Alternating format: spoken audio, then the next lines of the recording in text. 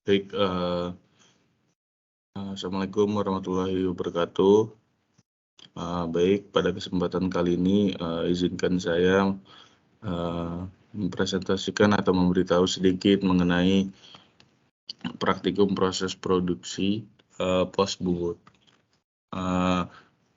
Sebelumnya izinkan saya juga memperkenalkan diri. Nama saya Andi Rafli Santosa, biasa dipanggil Andi, saya dari Cibubur, dengan NIM 2105 012 014 0108. Baik, berikut ID card saya juga sudah saya pakai di sini. Baik, mungkin kita bisa lanjut ke berikutnya. Yang pertama-tama adalah berikut contoh-contoh atau macam-macam safety tools yang memang harus digunakan apabila memang melakukan praktikum. Mungkin yang pertama adalah safety shoes. Safety shoes ini adalah salah satu hal yang penting juga, di mana semua operator mesin bubut harus menggunakannya pada saat mengoperasikan mesin bubut, karena untuk melindungi anggota tubuh bagian kaki dari potensi bahaya. Ada beberapa penyebab yang membahayakan apabila tidak memakai safety shoes ini.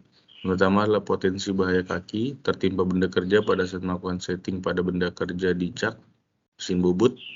Lalu yang kedua adalah potensi bahaya kaki terkena percikan logam panas dari benda kerja karena proses pembuatan. Lalu ada potensi bahaya kaki terjepit benda kerja pada saat handling benda kerja yang berat atau besar. Lalu ada potensi bahaya kaki menginjak benda kerja yang tajam di area mesin bubut. Lalu yang terakhir adalah potensi bahaya kaki kejatuhan benda kerja yang berat dan besar pada saat handling benda kerja dengan menggunakan hoist. Lalu ada juga nih syarat-syaratnya atau cara menggunakan safety shoes yang baik dan benar. Oke, yang pertama adalah pastikan sepatu safety shoes mempunyai lempengan logam di ujung sepatunya agar logam tersebut bisa melindungi kaki pada saat tertimpa benda berat. Lalu bisa gunakan sepatu safety shoes dengan baik dan benar. Lalu yang ketiga adalah gunakan sepatu sesuai ukuran yang pas agar tidak tergoyah dengan konsentrasi dan tetap fokus saat melakukan proses kerja bubut. Lalu jangan mengeluarkan tumit kaki pada saat menggunakan safety shoes karena hal itu dapat ini sepatu bisa lepas pada saat beraktivitas. Lalu itu tadi adalah contoh-contoh safety shoes sendiri. Kita bisa lanjut ke safety gloves-nya, di mana safety gloves sendiri adalah salah satu hal yang penting juga alat pelindung diri yang digunakan oleh operator mesin bubut untuk melindungi anggota tubuh bagian tangan dari potensi bahaya yang bisa timbul karena dampak dari mengoperasikan mesin bubut itu sendiri. Jadi ada pun juga cara menggunakan sarung tangan atau safety gloves yang baik dan betul. Jadi yang pertama adalah pastikan selalu menggunakan sarung tangan dari awal proses pekerjaan setting benda kerja, proses pembuatan dan finishing. Proses pembuatan yaitu cleaning area. Lalu yang kedua adalah pastikan kondisi sarung tangan tidak sobek atau berlubang agar tidak ada serbuk benda logam masuk ke tangan operator. Lalu yang ketiga adalah jangan membersihkan serbuk logam yang menempel pada benda kerja tangan pada saat kondisi mesin berputar karena hal ini bisa membahayakan operator. Jadi itulah tadi contoh-contoh cara memakai yang baik dan benar atau kegunaan dari safety gloves itu sendiri. Lalu kita bisa lanjut ke face shield, di mana face shield ini kegunaannya adalah dia dipasang di bagian wajah dan mata operator bisa mesin bubut agar terhindar dari potensi bahaya. Lalu muka dan mata operator mesin bubut terhindar dari potensi terkenaan pecahan atau patahan mata pahat mesin bubut pada saat proses pembututan. Lalu yang ketiga, muka dan mata operator mesin bubut akan terhindar dari potensi bahaya terkena benturan benda kerja pada saat operator melakukan setting benda kerja cak mesin bubut. Lalu yang keempat adalah menghindarkan potensi bahaya muka dan mata operator mesin bubut dari potensi bahaya tertusuk benda kerja yang tajam pada saat proses pemasangan benda kerja pada cak mesin bubut. Lalu yang terakhir adalah menghindari muka dan mata operator mesin bubut dari potensi bahaya tersumbat air cooling mesin bubut pada saat mengoperasikan mesin bubut. Ada juga cara yang menggunakan face shield baik dan benar atau contoh-contoh face shield yang baik dan benar. Jadi yang pertama adalah pastikan kondisi kaca face shield tidak buram atau tidak ada bekas goresan karena hal ini bisa mengganggu penglihatan operator terhadap proses pembubutan pada benda kerja. Lalu yang kedua adalah pastikan spring face shield dalam kondisi yang normal atau tidak kendor karena hal ini bisa berakibat daya cengkram face shield kurang kencang. Lalu yang ketiga, selalu gunakan face shield dalam kondisi tertutup selama proses pembuatan benda kerja berlangsung. Lalu yang terakhir adalah pastikan kondisi face shield terpasang dengan baik dan benar pada dudukan di helmet safety agar face shield tidak mudah lepas pada saat operator bekerja. Itu tadi yang penggunaan atau cara memakai yang baik dari face shield sendiri. Baik, yang terakhir salah satu yang penting juga untuk melindungi area bagian kepala atau bagian atas atau bagian kepala terutama yaitu adalah safety helmet atau alat pelindung kepala. Untuk kegunaannya yang pertama untuk melindungi kepala operator mesin bubut dari potensi bahaya percikan serbuk benda, logam dampak dari proses pembuatan benda kerja. Lalu yang kedua untuk melindungi kepala operator mesin bubut dari potensi bahaya terbentur benda kerja pada saat setting benda kerja pada cak mesin bubut.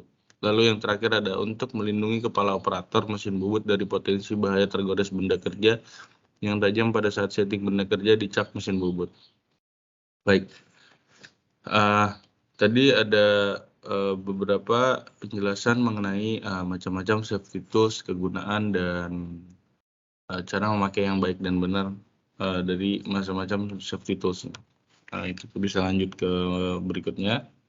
Jadi mesin bubut itu apa, mungkin dari tadi kita menjelaskan dengan safety tools yang lebih mendasar dari apa itu mesin bubut. Jadi pada kali ini saya akan menjelaskan sedikit mengenai mesin bubut. Mesin bubut adalah mesin perkakas yang digunakan untuk memotong benda kerja yang diputar, dan mesin bubut juga merupakan suatu mesin perkakas yang memproduksi bentuk silindris. Nah, untuk proses bubut sendiri juga merupakan proses pemakanan atau pembentukan benda kerja yang dilakukan dengan secara berputar, kemudian dikenakan pada pahat penyayat yang digerakkan. Jadi mesin bubut itu seperti yang tadi saya sudah jelaskan. Nah, sekarang ada bagian-bagian pada mesin bubut ini sendiri. Mungkin kita dari yang paling kiri juga dulu, yaitu headstock.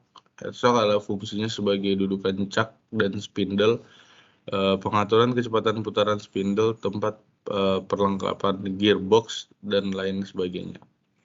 Lalu kita geser ke bagian yang setelah headstock, ada cak. Cak adalah fungsi untuk menjepit benda kerja, khususnya yang panjangnya pendek dan diameter besar atau bentuk yang tidak beraturan yang tidak dapat dipasang dengan nyaman di antara pusat. Itu dapat dipasang ke mesin bubut dengan mengencangkan di ujung spindle. Jadi itu kegunaan dari cak untuk memasang benda kerja, menjepit benda kerja. Lalu kita bisa lanjut ke tool post atau tempat dari pahat itu sendiri. Jadi fungsinya sebagai tempat dudukan pahat yang ini, tempat dudukan pahat bubut dengan menggunakan pemegang pahat atau kumpul rest. Kumpul rest adalah di bagian sini ada kumpul rest. Kumpul rest memiliki fungsi untuk mengatur sudut pahat untuk putaran lancip dan operasi lainnya. Jadi itu kegunaannya, ini saling bersamaan. Lalu di sini ada tailstock, di mana tailstock adalah kepala lepas, fungsinya untuk menyangga benda kerja yang panjang. Kedudukan cakbor, reamer, dan untuk proses pembersihan bubut tirus di mesin bubut. Nah, jadi kegunaannya ada di tailstock ini sendiri. Lalu ada di sini ada bed, di mana bed adalah alas mesin berfungsi untuk kedudukan eretan atau carriage. Alas mesin merupakan bagian rangka utama mesin bubut. Yang di atas kerangka tersebut carriage serta headstock bertumpu serta bergerak, adapun alur mesin berbentuk V, rata atau datar. Jadi berbagai macam bentuk juga pada mesinnya. Ada V, rata atau datar. Lalu di bagian sini ada lead crew atau lir pembawa, di mana kegunaannya itu sendiri adalah poros berulir panjang yang terletak sedikit di bawah dan sejajar dengan tepian, memanjang dari kepala tetap ke ekor tetap. Dihubungkan oleh roda gigi pada kepala tetap dan rotasi dibalik. Menempel ke kereta dan digunakan sebagai kabel pemandu untuk membantu benang saja. Dan dapat dilepaskan saat tidak digunakan. Jadi apabila memang tidak dapat digunakan, bisa dilepas saja pada tidak digunakan. Lalu sini ada carriage, di mana carriage sendiri adalah fungsinya untuk menahan beban dan mengeratkan pahat potong eretan. Carriage harusnya memiliki struktur yang kuat. Carriage ini memiliki dua cross slide yang berfungsi untuk mengarahkan pahat ke arah silang. Spindle bagian atas mengontrol pergerakan dudukan pahat dan spindle atas untuk memindahkan dudukan di sepanjang landasan. Jadi terus yang terakhir di sini ada namanya feed shaft, di mana feed shaft berfungsi untuk menggunakan pergerakan pahat secara otomatis atau penyataan otomatis baik memanjang maupun melintang. Baik. Lalu ada juga pembuatan longitudinal atau turning. Di sini tidak ada, di mana pembuatan dapat mengurangi diameter benda gerakan pahat sejajar dengan proses benda kerja memanjang atau vertikal. Baik, lalu di sini ada proses yang dapat dikerjakan apabila menggunakan mesin bubut. Jadi yang pertama mungkin yang dapat dilakukan oleh operator atau yang melakukan proses mesin bubut ini, yang pertama adalah membuat longitudinal atau turning. Lalu yang kedua adalah membubut mukanya atau facing yang pertama. Lalu yang ketiga adalah membubut dalam. Lalu ada mengkartel. Lalu ada membuat ulir. Lalu ada setelah membuat ulir kita dapat membuat alurnya. Apabila sudah membuat ulir dan alurnya, kita langsung bisa mengedrill dan mengebor. Di mana mengedrill ini bisa dilakukan sebelum mengebor. Lalu setelah mengebor dapat membuat tirus atau chamfer, di mana membuat sesuai kebutuhan masing-masing. Lalu yang terakhir membuat fillet. Jadi itu tadi proses-proses yang dapat dikerjakan oleh mesin bubut. Lalu langkah-langkah nih atau proses pembuatan bubut. Jadi yang pertama adalah memasang benda kerja pada cak, lalu mengencangkan cak dengan kunci cak, lalu lepaskan. Menghidupkan mesin bubut, lalu setting 0, melakukan pemakanan matika, lalu melakukan pemakanan, dan apabila sudah terjadi pemakanan, dapat matikan mesin bubut. Lalu apabila memang mesin bubut sudah betul-betul mati, kita dapat melepaskan benda kerja dengan tangan kita dari cak. Dan kita lihat juga apakah benda kerja tersebut sudah seperti apa yang kita inginkan. Jadi tadi adalah langkah-langkah pada proses pembuatan bubut. Nah, seperti yang tadi di sini proses bubut yang akan saya jelaskan pada kesempatan kali ini. Nah, seperti ini tadi, lihat bahwa bagian yang dijepit dan cekam tidak dapat disayat sekaligus sehingga benda kerja dibalik. Jadi di sini akan diletakkan benda kerja pada caknya. Jadi di sini adalah center file pass, di mana akan ini buat ngedrill dan ini buat pahat bubutnya.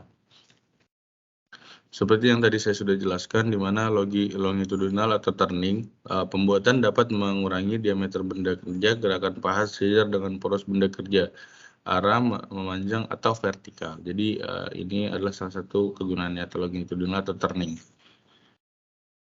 Sebelumnya, sebelum selesai, saya akan memutarkan video proses pembubutan oleh operator.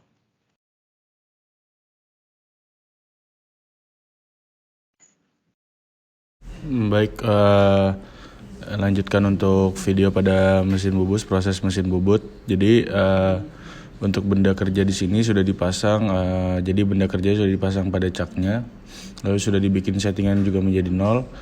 Lalu untuk pemakanan pada pahatnya juga akan dilakukan sebanyak 5 kali. Nah, pahat ini juga sudah sesuai dengan center atau sudah dengan pusatnya. Lalu untuk pembubutan rata kita dekatkan pahat ini kemudian ke permukaan untuk mencari titik nolnya terlebih dahulu. Nah, apabila sudah kita mendapatkan untuk mendapati titik nolnya, kita nyalakan mesinnya. Nah, untuk bobot rata pada arah mesin harus ke sebelah sini, berarti harus melawan arah. Nah, jika apabila sudah, lalu kita lakukan pemakanan dengan menggerakkan melintar, dan kemudian kita arahkan, dan ini bisa dibantu dengan cairan pendingin. Nah, di sini sudah bisa lakukan pemakanan. Di sini sudah kita nyalakan.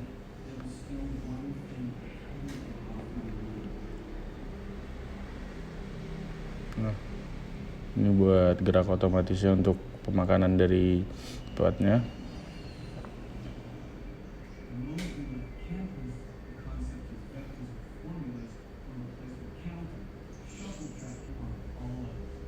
Nah, sini kita sudah lakukan pemakanan dengan menggerakkan melintar nih, yang seperti saya sudah bilang tadi.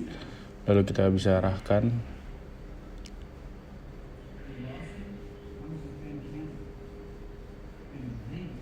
Nah, ini yang tadi saya bilang juga bisa dapat di menggunakan cairan pendingin atau cooling.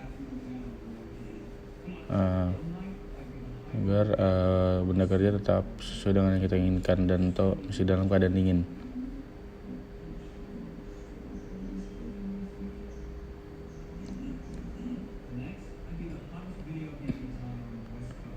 Nah, sekarang kita udah bisa lihat nih dari diameternya menggunakan alatnya. Nah, jadi untuk pembuatan ini adalah untuk mengurangi diameter atau ukuran besar kecilnya pada benda kerja. Nah, untuk kita tahu berapa yang kita ukur dulu nih pada benda kerjanya. Nah, dan kita lihat adalah 24.61 mm. Nah, setelah itu kita lakukan lagi pembuatan dengan sisa sebanyak masih ada 4 kali lagi pembuatan.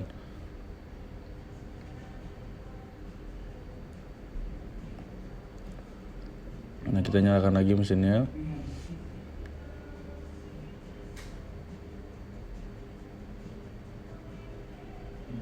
Apabila sudah melakukan pemakanan lagi, jangan lupa juga kita memakainya dengan cairan pendingin seperti yang sudah dilakukan tadi.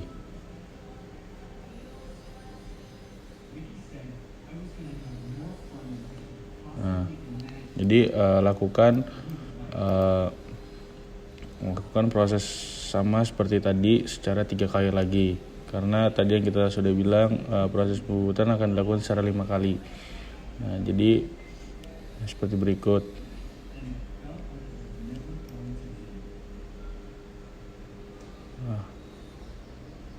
Nah, sekarang sudah menjadi 24.24 mm.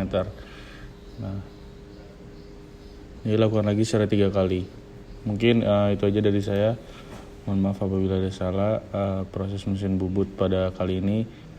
Wassalamualaikum warahmatullahi wabarakatuh.